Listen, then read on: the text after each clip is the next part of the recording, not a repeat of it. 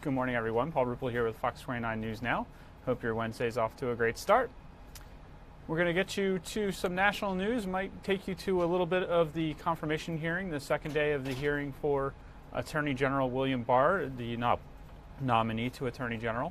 That is ongoing right now on Capitol Hill. Here's a live look at that. See senators, let me get you a little bit of information about that. This is, as I said, day two. Yesterday, senators asked Barr about his approach to upholding the law and how he'll be independent of the president. They asked about his views on the Mueller investigation and executive power. Barr himself will not be present for today's part of the hearing. I believe it's expert testimony that the senators will be hearing, but we'll take a look at that and listen in for a little bit. Get you a quick look at the stock market this morning at this moment.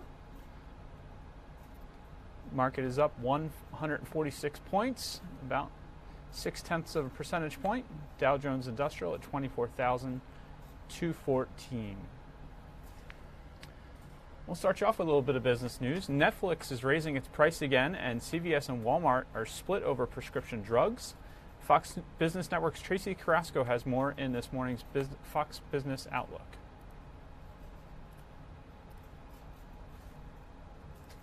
Stocks snapping a two-day losing streak on Wall Street. The Dow, S&P 500, and NASDAQ all closing higher on Tuesday. Walmart announced it was leaving the CVS Caremark network following a disagreement over higher reimbursement rates. This means if you get CVS drug benefits through your employer, and Medicaid enrollees will no longer be able to get their prescription drugs at Walmart. CVS Health said it has invited Walmart to stay in its network through April 30th.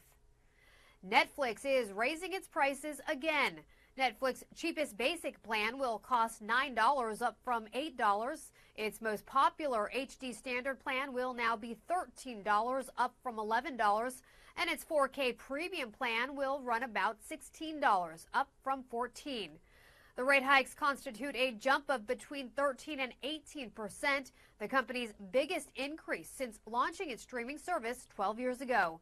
It will take effect immediately for new customers. Existing subscribers will see the price increase on their bills over the next few months.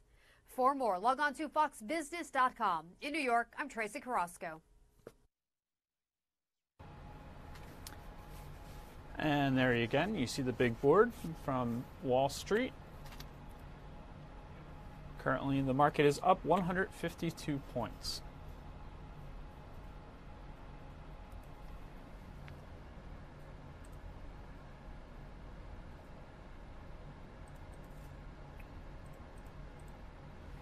The partial federal government shutdown is already in record territory, and President Trump says it could continue for a long time.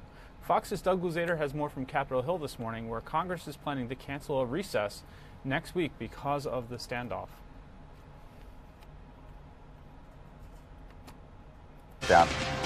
It's in record territory now, as you know, and President Trump says it will continue for a long time if we don't come together somehow. Right, and now a lot of people wondering just how long can this go on, Doug? Doug?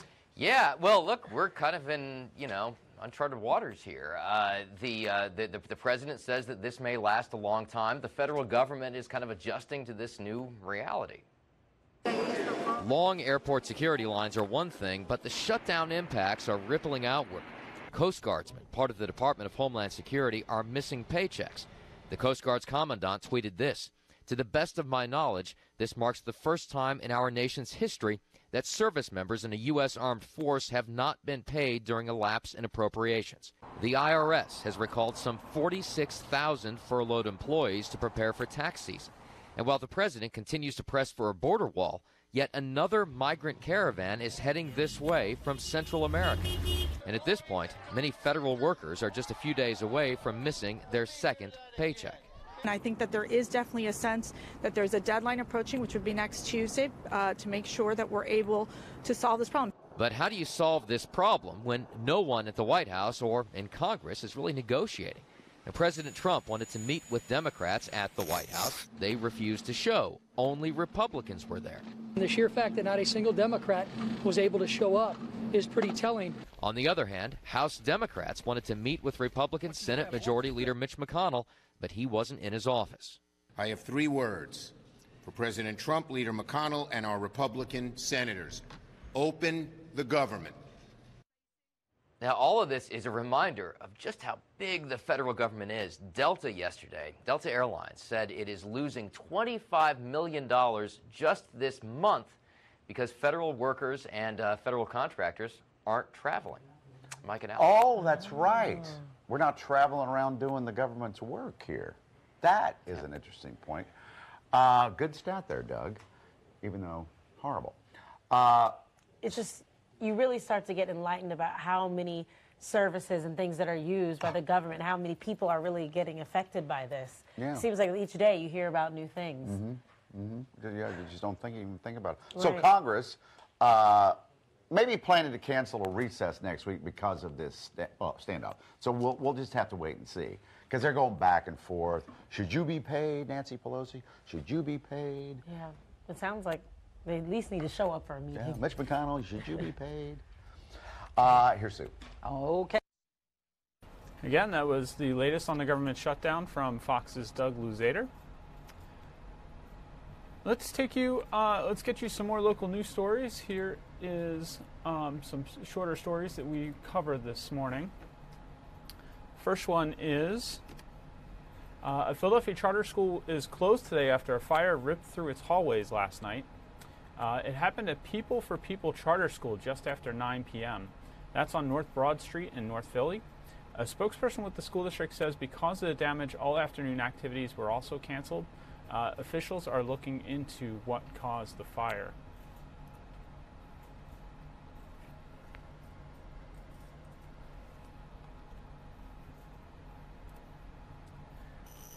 Happening today, there will be a prayer service tonight for Highway Patrol Officer Andy Chan.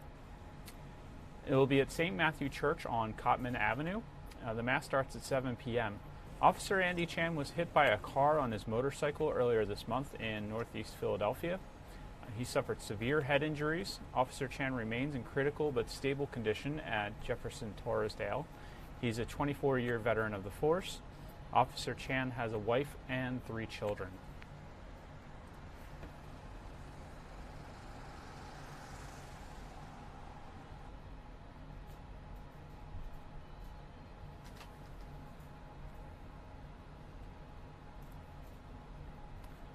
The father of a murdered 22-year-old Temple University student could take the stand today. He's the prosecution's last witness. Yesterday started with a DNA expert linking DNA from under-victim Jenna Burley's fingernails to accused killer Joshua Hupperter's. Prosecutors say he killed her after she refused to have sex with him in August of 2017. He's admitted to moving her body to his grandmother's property in the Poconos, but claims his roommate killed her. The suspect's lawyer says it was the roommate who pulled her down the stairs and stomped on her. But the medical examiner says the autopsy does not support that claim.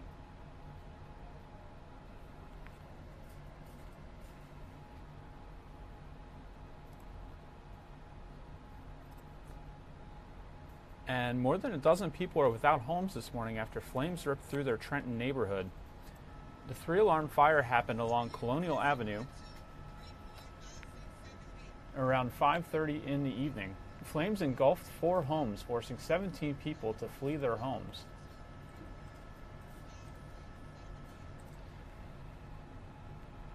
Many made it out with just the clothes on their backs. Fortunately, no one was hurt. Neighbors say a squatter in a vacant house may be to blame for starting the fire.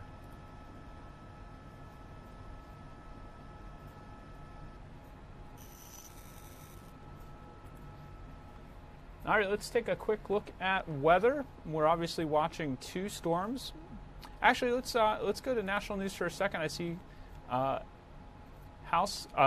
Senate Majority Leader Mitch McConnell is speaking on the Senate floor on Capitol Hill. Let's listen in to what he has to say. I assume he's talking about the shutdown at this moment.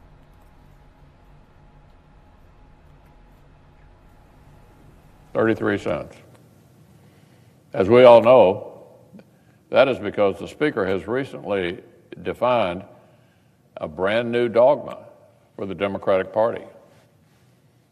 Actually enforcing our immigration laws with the help of physical barriers is, quote, an immorality, Mr. President, an immorality. Now, that's quite the indictment of her fellow Democrats' past positions. Recent years have seen Democrats vote for billions of dollars in physical walls and fencing. Recent years have seen a Democratic administration build the same steel barriers, the very same steel barriers, that this president now wants to expand. But these days, it seems like Democrats are happy to take their cues from the gentlelady from San Francisco and her extreme, fringe position that walls have now become immoral? Really? Yesterday, President Trump issued yet another bipartisan invitation for members of Congress to meet at the White House and actually negotiate. And yet again, only Republicans came to the table. For the American people, who deserve both a functioning government as well as a secure border, it's really not a promising sign. For federal workers who are now stretching every dollar until Democrats lose interest in dead-end political games, the Speaker's $1 punchline is not very entertaining. So for everyone's sake, I would hope our Democratic colleagues will reverse course and work seriously with this White House to reach an agreement that can become law and fulfill our promises to our country. In the meantime, as the White House has made clear just yesterday, cherry-picking continuing resolutions that fail to address the border security crisis are not going to receive the president's signature. Not going to happen. The only way out of this impasse is a bipartisan agreement, and as the Democratic leader and I have both stated here on the floor, only an all-corners bipartisan agreement will receive a vote here in the Senate. Now, Mr. President, on another matter, before the Senate today is a resolution from the Democratic leader that would overrule career civil servants at the Treasury Department and fire from the hip on one of the top foreign policy concerns of the United States. This is the pending business, despite the fact the Democratic leader had previously proclaimed that he would not let the Senate address any business, during this partial government shutdown. Apparently there's an exception to that. Remember, that was the reason the Democratic leader gave for leading a Democratic filibuster of a bipartisan package that would have reaffirmed our commitment to defend our allies in Israel, stand alongside Jordan, and unlock justice for the victims of Assad's rogue regime. So on one day, they insist we shouldn't do any business. On another, it's time to bring up an unrelated resolution of their own. At the end of the last Congress, they said they'd support bipartisan legislation to shore up our allies in the Middle East and deliver justice for victims of unspeakable violence in Syria. Now they're filibustering the bill and have voted against it 3 times.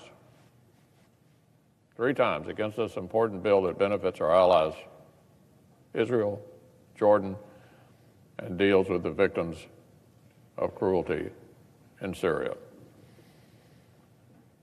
These twists and turns are pretty hard to follow.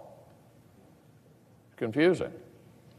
Until you remember the one key to our Democratic colleagues' thinking these days, political spite for the president comes first, ahead of everything else.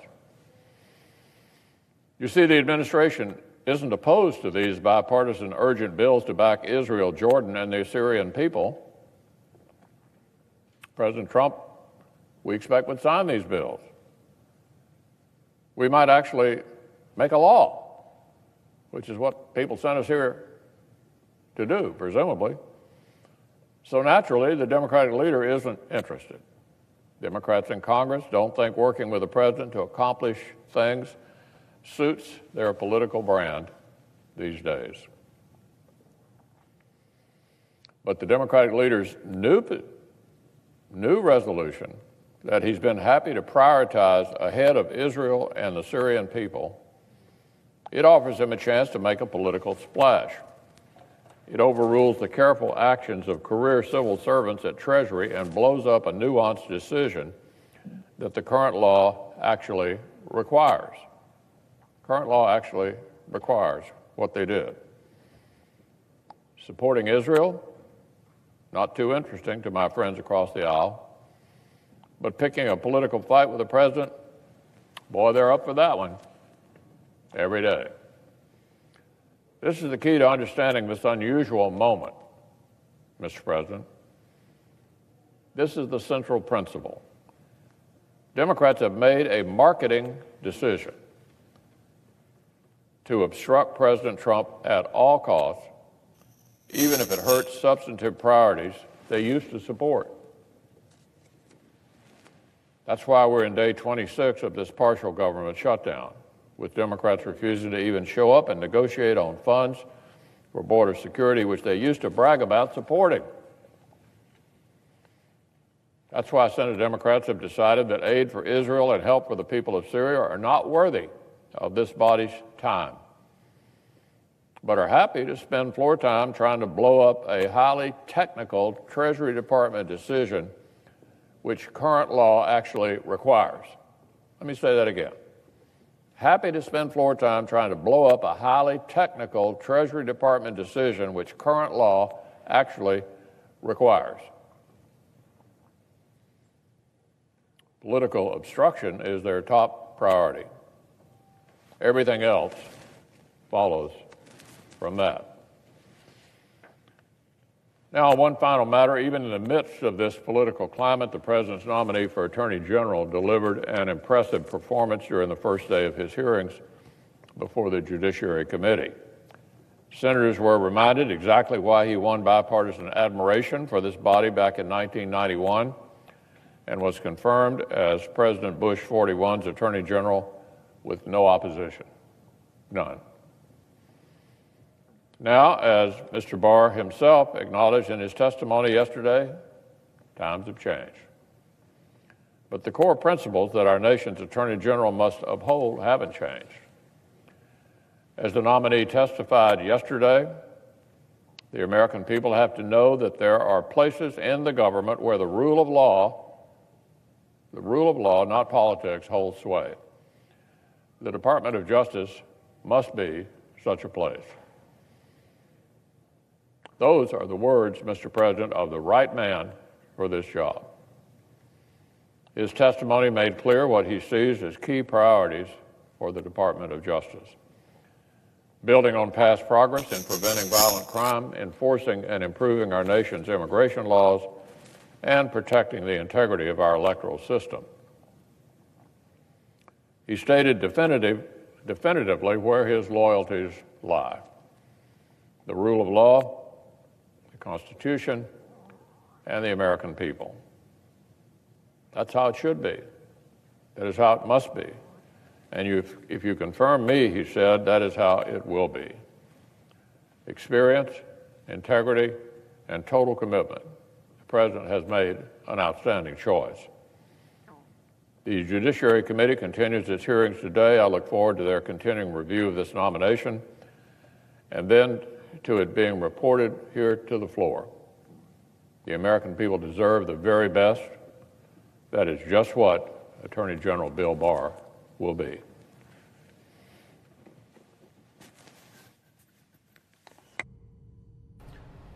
Again, that was Senate Majority Leader Mitch McConnell talking about the status of the shutdown. Clerk will call the roll. Mr. Alexander. Placing significant blame on the Democrats. We'll continue to follow what's going on the Senate floor. As I mentioned earlier, we also have the confirmation hearing ongoing for nominee Bill Barr for the Attorney General, U.S. Attorney General. We'll continue to monitor that as well.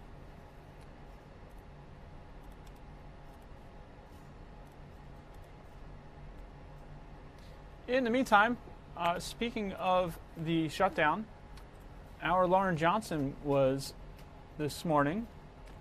She was out at Philadelphia International Airport for a while, and then she was also covering this angle of the partial government shutdown. It obviously began on December 22nd, and it's now the longest of its kind in history. For many, it's the first time without a paycheck, and they suddenly find themselves in need of a helping hand. Lauren Johnson was live at a food distribution center in North Philadelphia where everyone, including federal workers, are welcome. Here's her report. That's right. When two companies partner up, it always makes these kind of efforts much easier and much bigger. So Philabundance and Salvation Army, two women joining us, Captain Rosa and Steph Baines. Steph, let's start with you. Today's a big day, especially for those people who are kind of dealing with the government shutdown ripple effect. Absolutely. In our area, there are about 700,000 people who face hunger. Because of the government shutdown, people are being furloughed. They're not being paid. There are even more people in our area who are facing hunger today. So this is something that you guys do normally, but it's going to be a special, different locations for some of those workers who are affected by this eventually. Absolutely. We fight hunger with awesome partners like Salvation Army at Temple 365 days a year, but we are going to have a special distribution for government workers, hopefully starting next week, and people can find that information on our website at philabundance.org. Perfect. You also update on Twitter very well. We keep up with you guys. Captain Rosa, people have dropped off or companies have dropped off food here. What happens next with the food? Once Philabundance drops off the skids of food, we have volunteers to break things down, and we'll take it into a location where we bag it up for clients that come in. So that's what's happening back here. That's what's happening in there. He is bagging up, so when clients come, all we have to do is have them sign and take a bag. Now, when you say clients, who's allowed to come get food? Anybody in the community. We have somebody from the sub that come up from the sub, say we have free produce. We have free food over here. They say, well, what do I have to pay? No, it's free. It's free, absolutely free. Okay. And Steph, talk to me about some of the struggles a lot of people are dealing with, especially those people who receive SNAP benefits.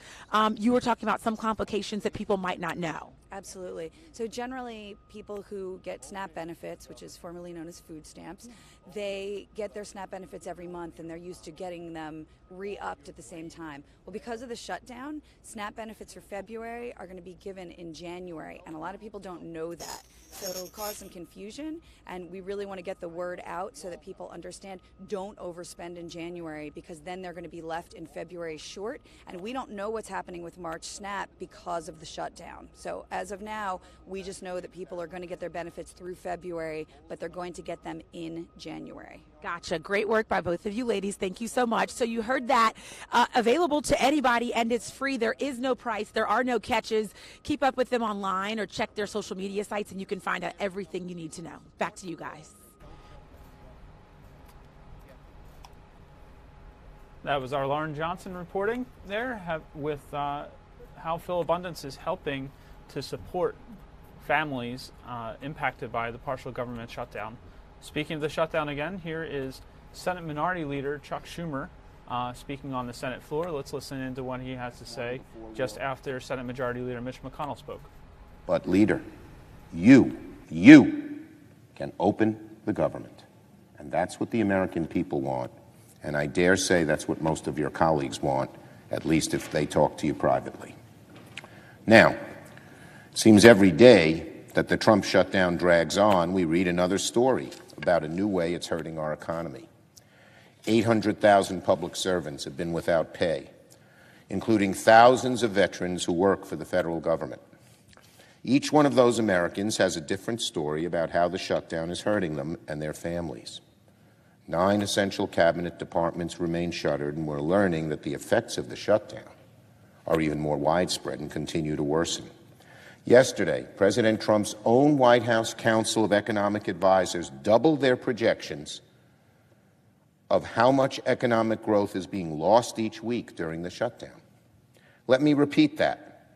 The Trump's administration's own economic advisors have just said that the Trump shutdown will substantially hurt our economy, twice as much as they originally predicted. Growth is down. Economic and consumer confidence is down. Billions of dollars are pulled out of our economy. And some of the leading financial leaders in the country are now saying we might even go into contraction in the first part of this year if this shutdown continues. Do you think, Leader McConnell, that's benefiting Donald Trump? Do you think, Leader McConnell, that's benefiting the Republican Party, who Americans know own the shutdown? No. So let's open the government and then debate our differences on border security and whatever else. Why is our country suffering self-inflicted damage? Because President Trump is using the American government as leverage in an attempt to extract taxpayer money for a border wall he promised Mexico would pay for. He says, you know, I hear Rush Limbaugh, Sean Hannity, he promised this in the campaign. No, he didn't. He promised a wall that Mexico would pay for. He never said once that I can recall in the campaign, but if Mexico doesn't pay for it, we'll pay for it. Of course people voted for it, or some, not that many. So this is ridiculous. The president makes a campaign promise. He twists the campaign promise around and now shuts down the government so he can show he's keeping not the promise that he made, but a different one. It would sound ridiculous and absurd if it weren't the reality. The fact of the matter is, 8 cabinet departments, not named Homeland Security, have absolutely nothing to do with our disagreements over border security. That's why Democrats have offered and continue to offer to reopen the government while we debate border security. Again, 3 words for Leader McConnell. Again, open the government. 3 words to my Republican colleagues. Open the government. 3 words to President Trump. Open the government. Then we can do all the discussion and debating as we're supposed to do on these issues where we don't agree. Democrats have made entirely reasonable proposals. We propose to open the government by passing Republican spending bills from the last Congress so there'd be no controversy. These are not bills the Democrats put together. These are bills that the Republicans put together with some Democratic input. Leader McConnell voted for every one of them. Every one of them. And this idea that he won't move unless Trump agrees, that may have made sense in the first week or two. It makes no sense now because President Trump is adamant all over the lot and seems unwilling and unable to tie himself out of his own knots to get the government open. So someone should step in. On our side, we're willing to step in. Where's Leader McConnell? Where are the Republicans?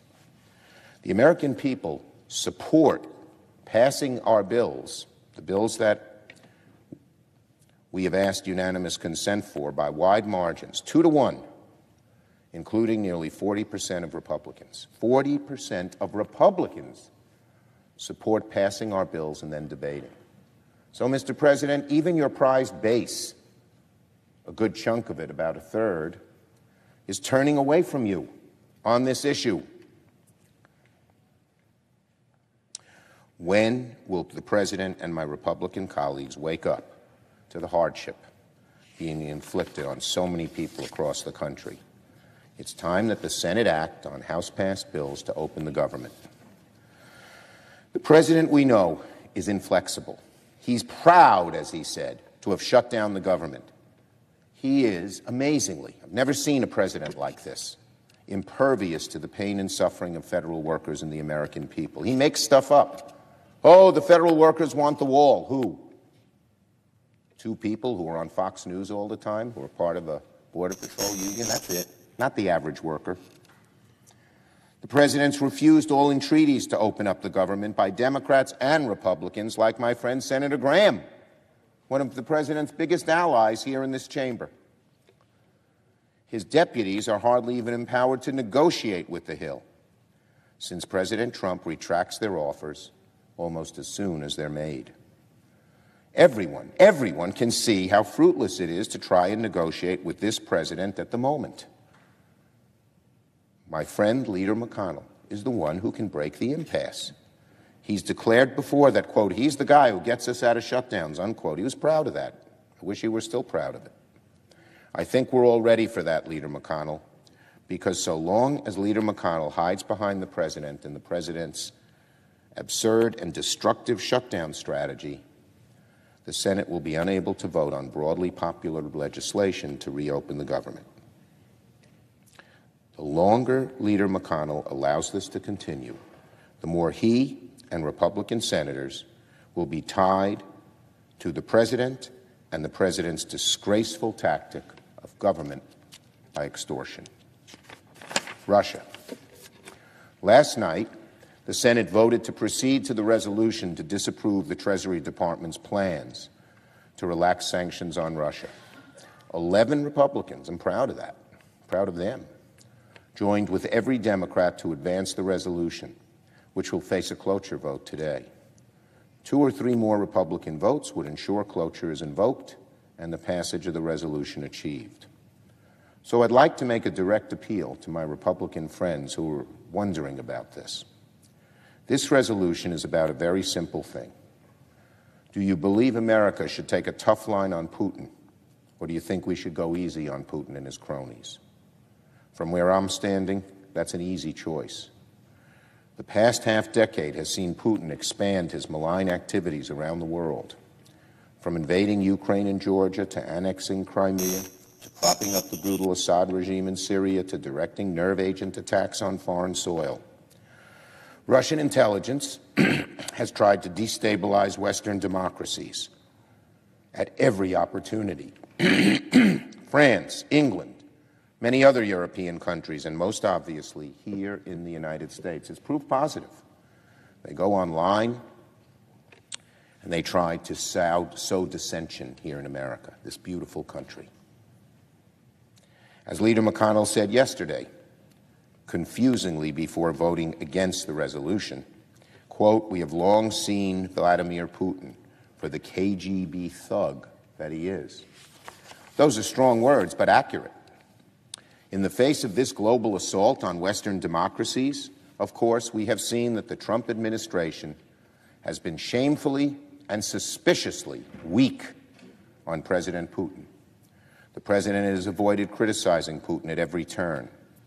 When asked about President Putin's brutal tactics against his opponents, President Trump demurs. When this body near unanimously passed the Russian sanction legislation, President Trump contemplated vetoing it. When President Putin told President Trump he didn't interfere in our 2016 elections, the president reportedly said, I believe you. Last weekend, we learned that President Trump has expressed a desire to withdraw from NATO this summer. This past summer is when he expressed the desire. That's Putin's dream. Putin's dream. All the advice of our military and diplomatic leaders were against it. Somehow the president wants to do it. And who benefits the most? Putin. Who loses the most? The West. And now, with this proposed sanctions relief, we have another example of President Trump trying to lighten the burden on Putin's oligarchs. We should not allow it.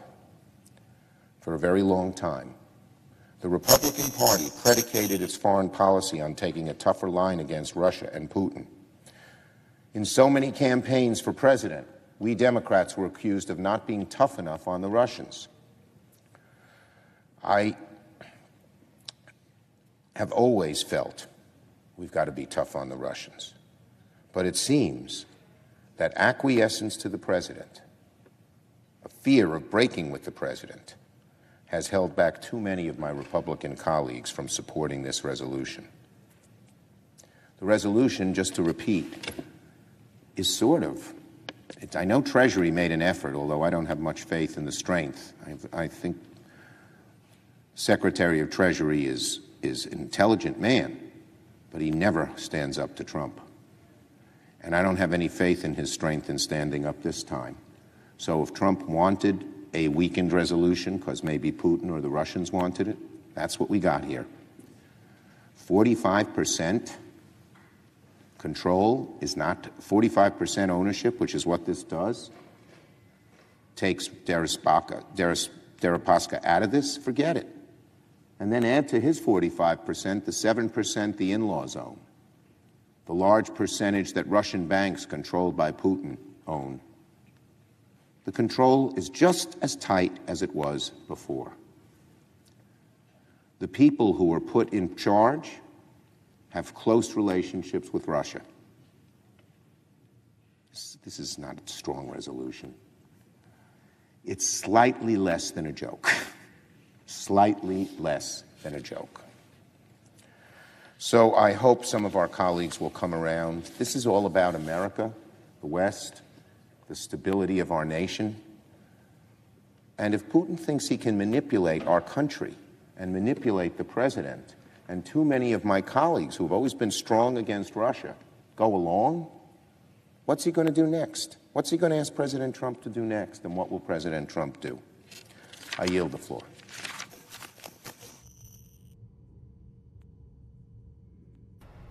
Again, that was Senator Chuck Schumer addressing the comments a few moments ago by Senate Majority Leader Mitch McConnell.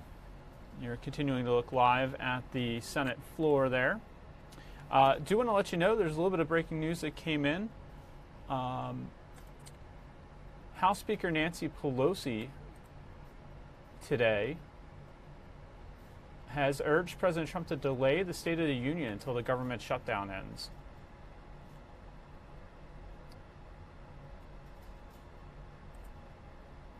Fox News reports that this president's been slated to deliver his televised annual address to a joint session of Congress on January 29th. But with no compromise in sight to resolve the standoff over government funding, a stalemate that extends now into its 26th day, with the impact deepening for furloughed federal workers, the Democratic Californian suggested that President Trump put those plans on hold. So there's some discussion going on of perhaps delaying the State of the Union.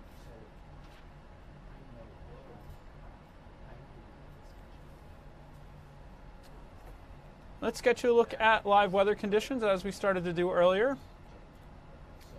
You're looking at Market Street West from our studios here at 4th and Market.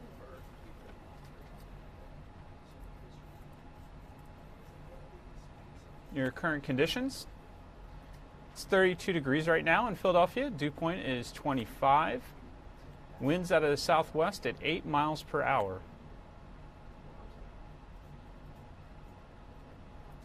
We're obviously following two potential instances of snow in the coming days. Here's a look at the Parkway right now. You see the Love statue there, Love Park. Some folks out enjoying some fresh air, albeit cold, only at the freezing mark right now.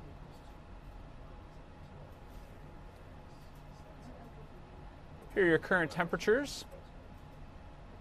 As we mentioned, 32 in Philadelphia, 30 is almost everywhere across the board right now in our region, except Mount Pocono where it's just 26. Northeast temperatures, 39s for much of the Mid-Atlantic, some 20s up in New England.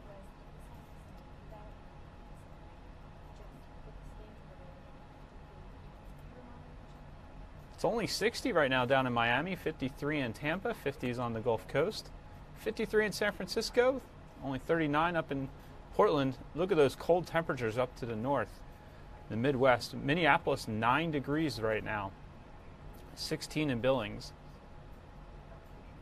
24 in Rapid City. Here are your wind speeds, 8 miles per hour right now in Philadelphia. Strongest winds at the moment are in Mount Pocono at 18. Not much to speak of in terms of wind gusts for much of our area, except up in Mount Pocono where it's 26. And that's bringing the temperatures down. Feels like just 13 in Mount Pocono right now. Feels like 25 outside in Philadelphia, so bundle up if you're headed outdoors.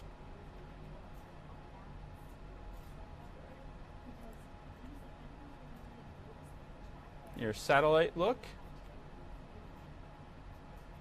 We are under cloud cover here. It's not a very sunny day out there, as our camera views showed you.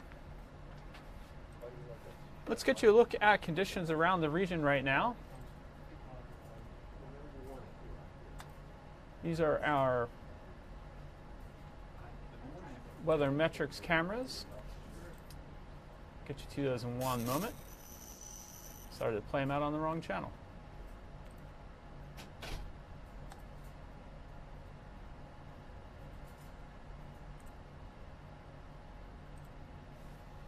Oh, and yours almost forgot the payoff. Here's your 7-day forecast from the Fox 29 Weather Authority. Late snow mix on Wednesday. I believe these days are a little bit off here. It might have progressed a day here. We're expecting snow Thursday.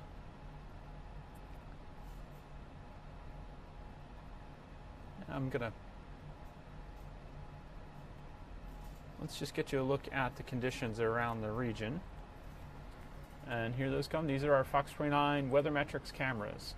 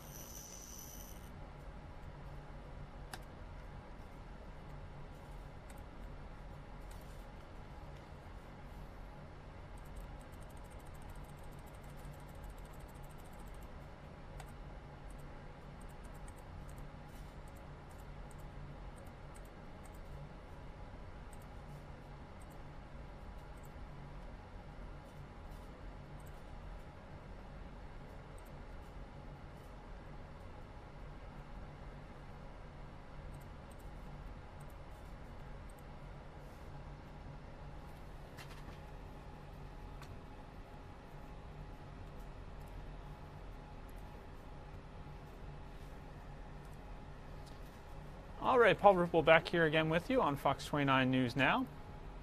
I believe that's Senator Mike Lee of Utah talking right now about the shutdown. Let's listen in for a bit. In 76.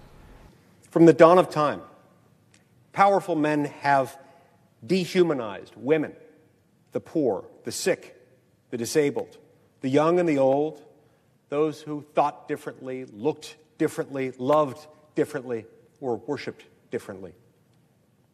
Whether enforced by tribal taboos, corrupted by science, or judicial fiat, these experiments in dehumanization are the darkest chapters in human history, including the original sin of our republic, the monstrous evil of slavery.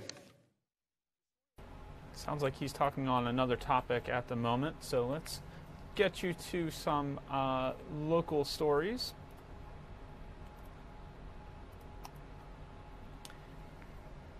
This one is partially out of New York. Disconnecting from your device, a new law could give you the right to ignore your boss's phone call. How it works and how the law will protect your personal time.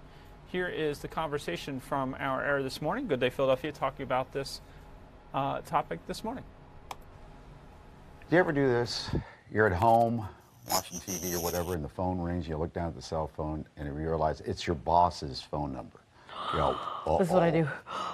What did I do wrong? Right.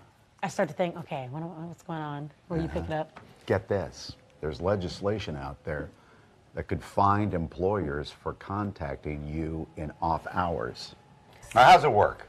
Well, the proposed bill, and it's just a proposal now, it has not passed yet, would allow employees not to answer phone, text messages, emails after hours. Their employers could contact them, but if they didn't answer, they're not allowed to be retaliated against by their employers. Because sometimes you feel, oh my goodness, I was in the movies and I missed this. I'm 2 hours behind responding to my boss. Exactly. But with this, you could have that peace of mind. Right. My excuse is, this is one beauty about doing an early morning show, is I was asleep.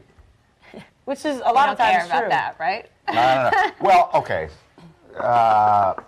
Wouldn't the employer just come up with a different excuse? No, I mean, to get rid of you? Well, I guess that could be, but employers can face fines and penalties if they do contact employees under this proposed bill. So it's modeled after a law that was passed in France about a year or so ago that was a nationwide law that allowed employers with over 50 employees to not contact. It was a disconnect law like this proposal. You know, they have a reputation in France of liking to spend a lot of time eating and visiting with each other. Living life and spending hours talking. But how could employers get around this? Because let's say they believe, and a lot of times there are jobs where you do have to be on call or by your phone. Yeah, like ours. Can they put it in the contract when you sign to work? They're like, hey, we might need you to have, you know, access to your phone outside of work hours, and then that way if you agree to it, they can't be held. Well, here's the thing. Employers would have to set what the expected work hours are. I mean, for me, for example, for a lawyer, it's 24/7 basically. I mean, I'm constantly answering phone calls and fielding calls and emails from clients. I mean, that's part of my job. It's an expectation. But under this proposed law, employers would have to set work hours for different classes of employees, both full-time and part-time employees, and after those hours, the employee could pick up the phone. I mean, there would be no recourse if you picked up the phone, but if you chose not to, you couldn't have a problem. Jen, how deeply did you do the research on this? Was there a certain job where people are It came about because of the idea of a better work-life balance, and that the fact that people all over, I mean, it's our society today. People are connected all of the time. You don't own me. I'm only supposed to work from 9 to 5 or whatever. Right, but on the flip side, there are people who speak out against this bill who say, you know what, I prefer to do my work during off hours. I just want more flexibility. It's not so much that I mind being contacted after 5 p.m., for example, but I just want some flexibility to do work when I want. So there's all kinds of discussion around this. This has only come up because of the cell phone. Before, you just say you were out and you didn't get the call. That's right. But in our society today, I mean, obviously, there's an expectation. People have an expectation that they send you an email, they want a response. Everybody knows that you have a smartphone and you have it with you most of the time. So it is hard to disconnect no matter what job you're in. This is proposed, not legislation yet. That's right. That's right. And the problem is that it's only proposed in New York. So, I mean, what happens to other states? And if you're a business that has offices in multi-states, I mean, how do you deal with that? I think it's very, very difficult. Trouble with living up in Manhattan, I found that no matter where you are when you get the call, you're still close enough to make it into work. Well, you know, I mean, there's people that live outside of the city. People live in New Jersey and commute into New York. True. You know, so. Yeah. All right, Jen. Thank you. Thank you.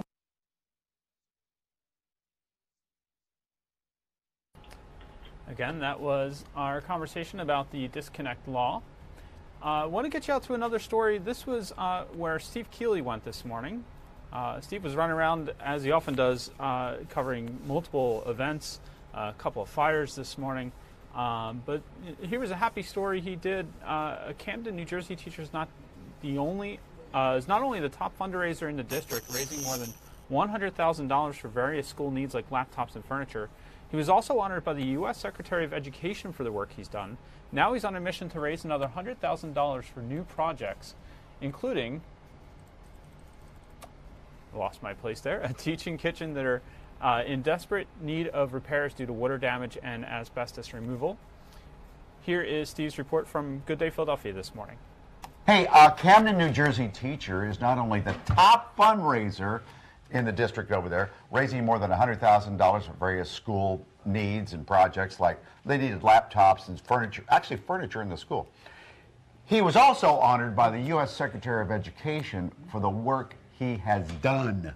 And now he's on a mission to raise even more money, another $100,000, because they need a kitchen. They've had some problems over there because of water damage and asbestos. That's right. Steve is over at the Woodrow Wilson High School. Hi, Steve. Mike, it was my idea to be in this horrible room because I thought if you're out to raise money, why show that beautiful cafe you got going where the faculty is getting waited on by special ed students who are now learning how to communicate with customers, how to cook, clean, run a cash register. And Tom Levy, I'm sorry to drag you in this room, but this is why you need money, because you want to convert this room to a working kitchen to be able to teach hands-on skills to people that desperately need it.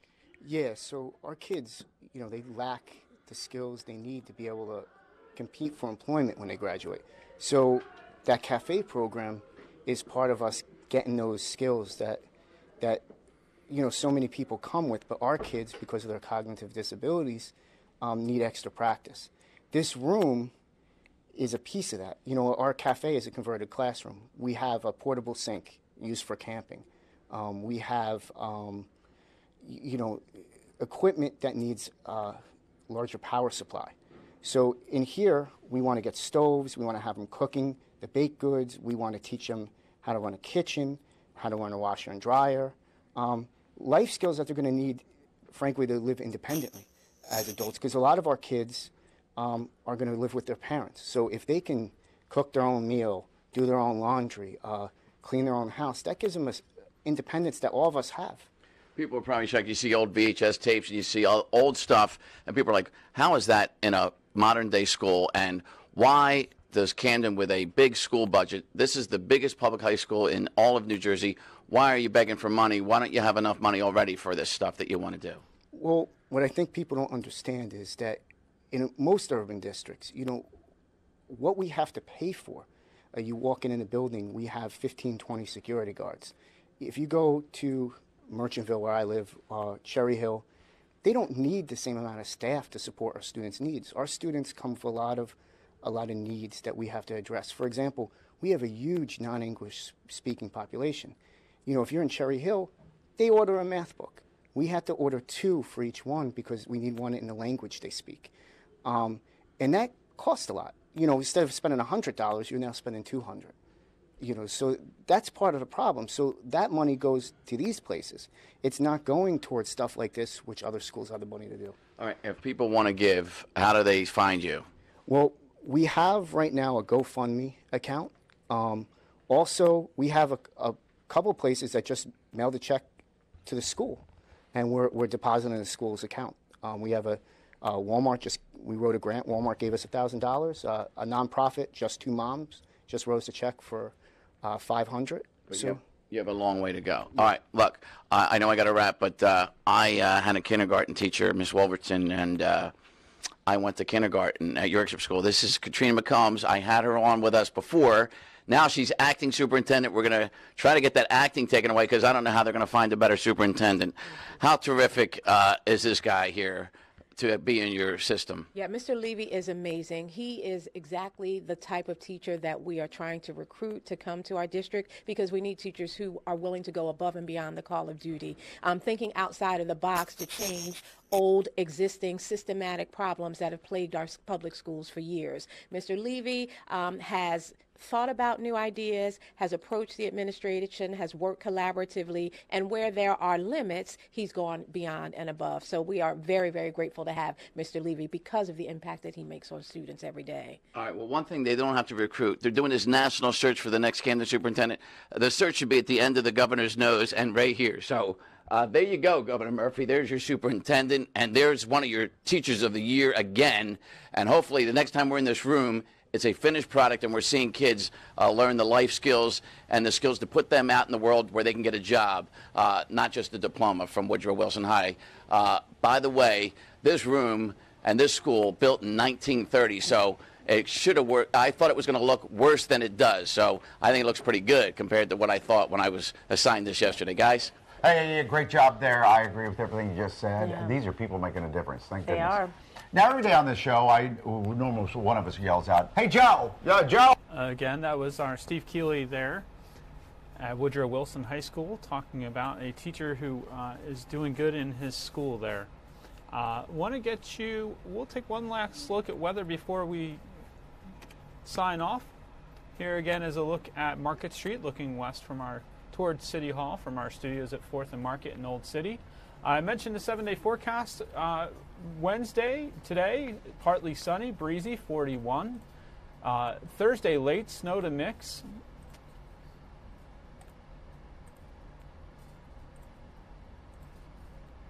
It's going to be 35 for a high, 25 for an overnight low. So definitely going to be cold enough to snow overnight. As we get warmer in the middle of the day, that's when that mixing will occur. It could be problems for the afternoon, evening rush. Friday, an AM mix, and then PM sun, 44 for a high. So could see some lingering issues into Friday morning. Saturday, PM snow to rain. The high Saturday is going to be 36, and then dipping down to 28. Sunday, rain to snow, 47. So on the back end of that storm, here, I can show you an animation we're watching the weekend forecast here. Let me bring this up for you.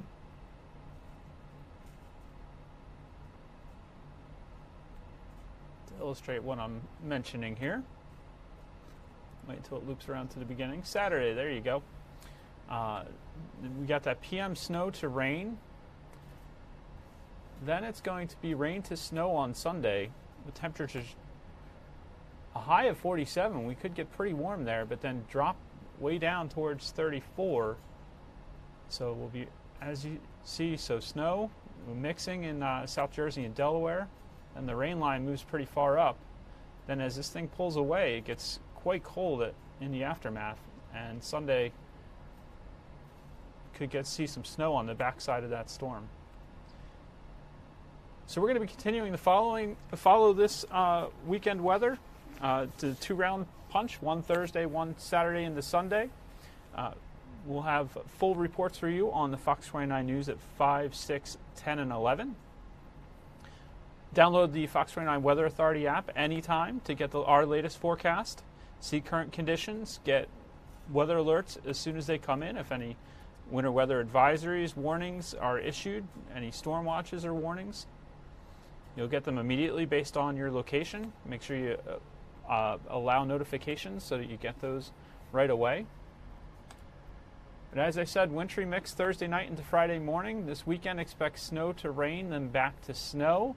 And a flash freeze is possible Sunday night into Monday morning when extremely cold temperatures move into the area. I want to thank you very much for joining us today on Fox 29 News Now. We're here weekdays at 10 a.m. after Good Day Philadelphia. Hope you have a great rest of your Wednesday, and we'll see you back here on Thursday. Thanks for watching.